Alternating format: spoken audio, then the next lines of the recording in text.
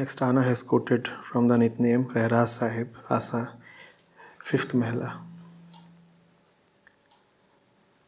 गोविंद मिलन की एह तैरी बारी आ, अवर काज तैरी के तई न काम, मिल साध संगत भज केवल नाम.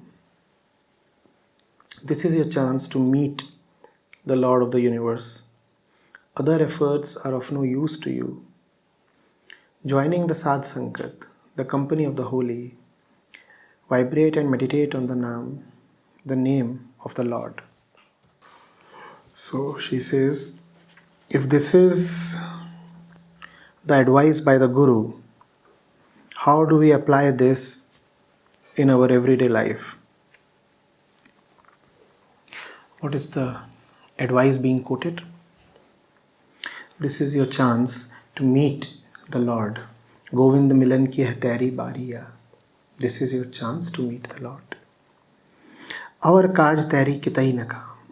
Other efforts that you make will be of no use to you. This is your chance to meet the Lord. Other efforts that you make will be of no use to you. Mil sadh sangat bhaj keval naam. Meet the holy company, sadh sangat, and recite only the true name. That's the advice of the Guru. So Anna is asking, how is this advice to be applied in our everyday life? Look especially at the middle line among the three. First line says, this is your chance to be with the Lord. The second line says, your other efforts are of no use. The third line says, be with the sadhu, stay in the holy company, and bhaj keval naam.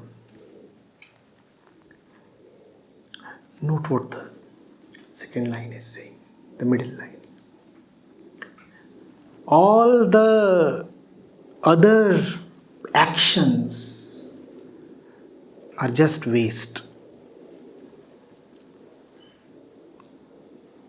Only the action directed towards truth is worthwhile. Everything else that you are doing is a trifling waste. A trifling, tremendous waste.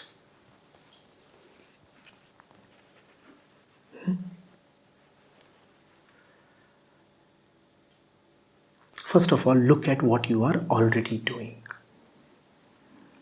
You're talking of everyday life, Anna, right? Look at what you are doing in this everyday life. The Guru is telling you, all your miscellaneous actions are of no use. You asked me how to practically apply it in everyday life. What is this everyday life about? Everyday life is everyday actions. The Guru is saying they are useless. You might be accustomed to them. It might appear intuitive to you that all that you usually do is indispensable, it must be done. It is not. You can do away with it. And that would never come to you very intuitively. If you will not meditate on what I am saying, if you will just react to it, then your reaction will be no. You will immediately say, no, it is not true. It is not that whatever I do through the day is just wasteful. There are so many important and critical and responsible things that I take care of. It is not that I am wasting my day. It is not that my actions are all just useless. Yes, I admit that a part of my day is ill spent. But you will have to concede that a lot of that I do is important and critical. The Gurus would have none of such statements, Anna. They are saying no.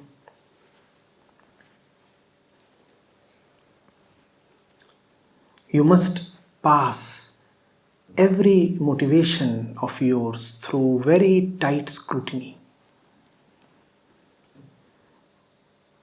You must very rigorously check every single action that you make.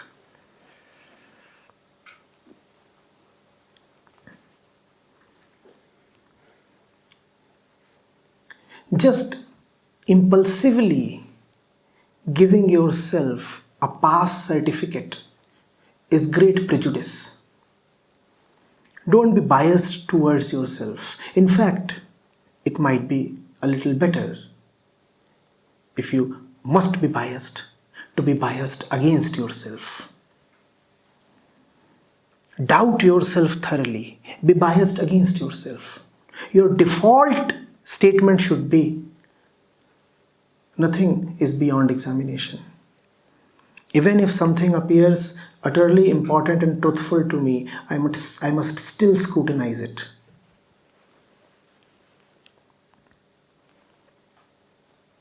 Because the Guru is advising, all your efforts are of no avail.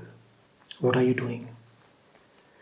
Check, honestly and rigorously check how much of your time is actually devoted to the truth. It's a very numerical thing. You can count it. You can quantify it. You can express it every day in numbers. It is a measure of your devotion. What is the measure of your devotion? The proportion of your time that is going really into the service of truth. Now see whether you get even a 40%, a pass percentage. Forget about getting a distinction. Forget about being a cent percentiler. Are you even managing 33 or 40? It's a huge ask,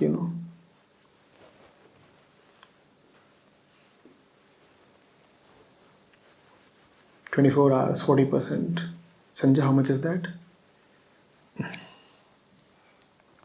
Just a little short of 10 hours.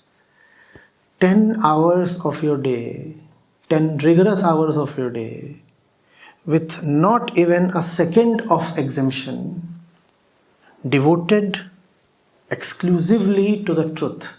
Are you getting even pass percentage? That's what the Gurus are asking you. When would you ever graduate? What is enlightenment? Nothing but this succession of passing one class after the other.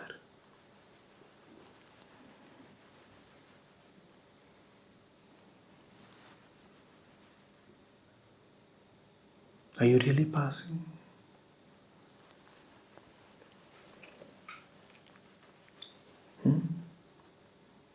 The second line explains the first line. The first line says, Gobind Milan ki ahteri bariya.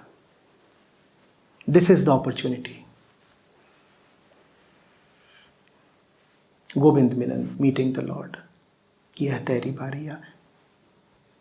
This is your opportunity. What is your opportunity? To get 100%.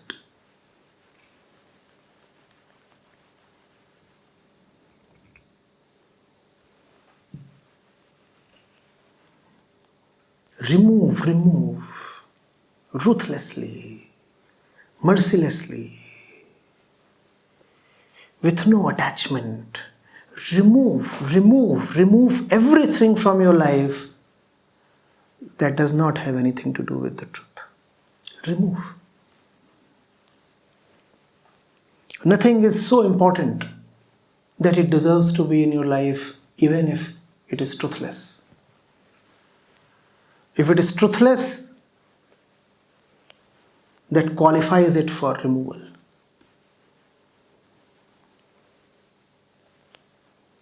No more tests needed. No exemptions allowed. No deviations. No exceptions.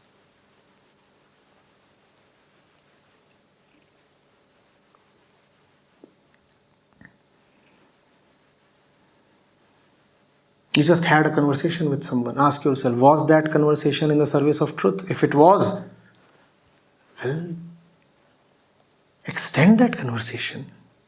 If not, push the red button now. Don't even bother to say bye. What else is the red thing there for? Push it. Don't even complete the formality of saying a rosy goodbye. Finished. Even the damn goodbye will consume time. Why do you want to further reduce your percentage?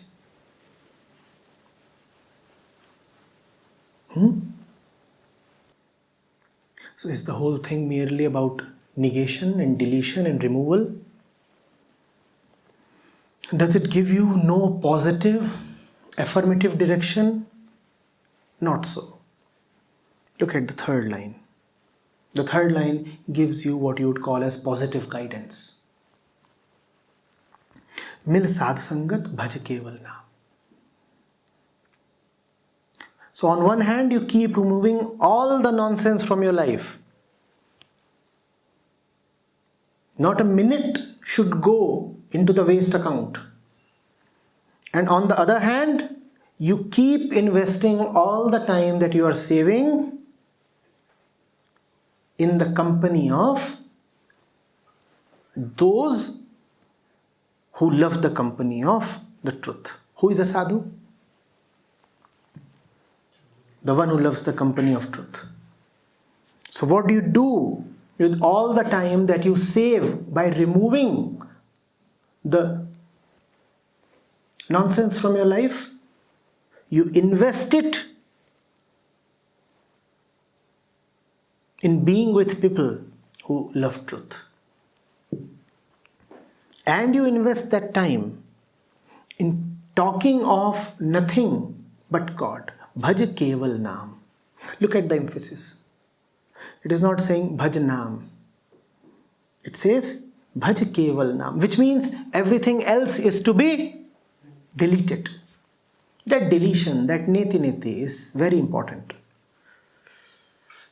I repeat, spirituality is not about adding something to your life. First of all, it is about removing. Remove. Bhaj keval naam. Not all the other nonsense that you keep reciting.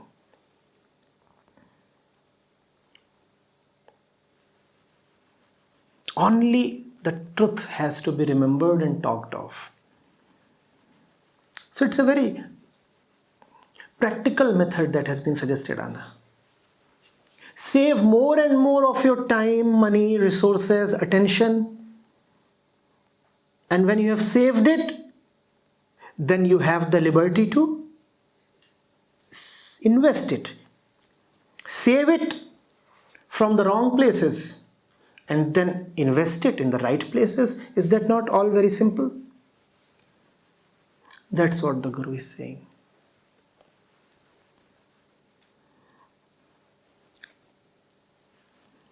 It simply means a reallotment of your life resources. Life is nothing but a basket of resources, is it not? Time being the principal resource, energy is a resource, intellect is a resource, knowledge is a resource, memory and past is a resource, relationships are a resource, muscle power is a resource, money power is a resource. Life to you is a basket of resources to be put to the right use. And what is the Guru advising? Keep withdrawing your resources from all the wrong places and keep reinvesting your resources in all the right places. That is spiritual practice. That is spiritual practice. What have you been given the resources for? For the great project of liberation.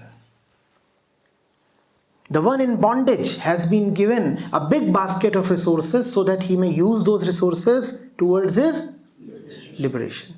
So that is the only right use of all the resources have you in life. If you have time, it is to be used for. If you have money, it is to be used for. If you have knowledge, it is to be used for? Very good. If you have youth, it is to be used for? If you have health, it is to be used for? If you can be in a relationship, if you can have somebody's company, it is to be used for? That's how life is to be lived. That's the art of living. Everything else is just nonsense. Invest whatever you have towards liberation. And that is truth. Liberation and truth are two names of the same one.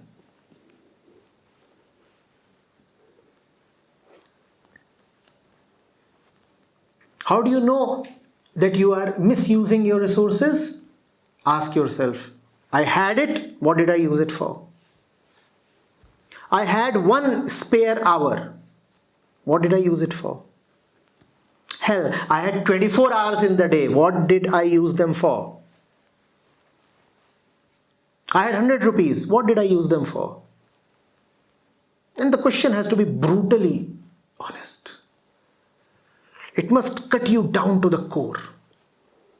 Do not ask lazy and comfortable questions.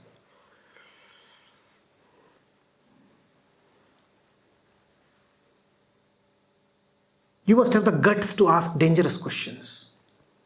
Questions that rush to you with a sharp sword.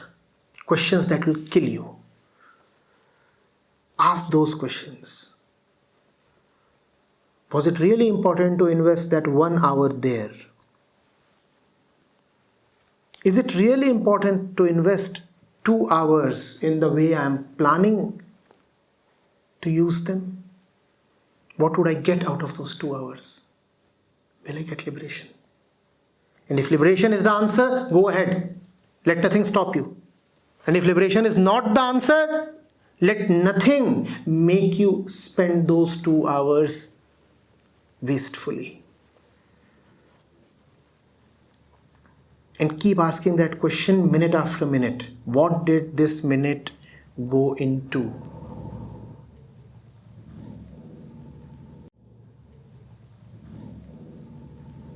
That minute is worship.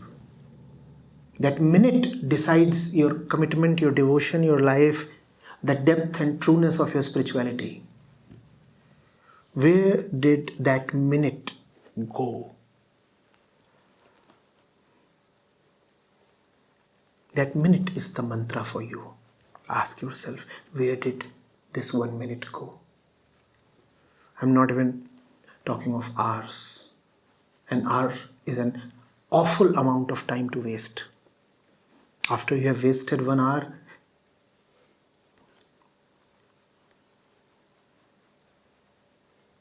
it hardly helps to ask, where did that 1 hour go? Ask that question minute after minute, not hour after hour. A second is so unforgiving. What to talk of hours? Does the gone second return? Does it ever excuse you, pardon you? Bring it back if you can. Can you? It's gone. So be extremely cautious.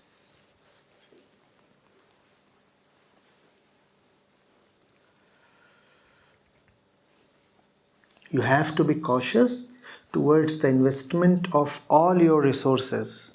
But among all the resources, we have repeatedly said the prime one is time. Time.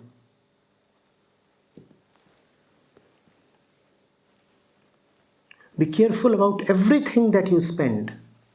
But the other things that you spend can be regained. Money lost can probably be regained. But there is one resource that is not retrievable. There is one loss that is irreversible. The loss of time. Therefore, time as a resource has to be very strongly guarded.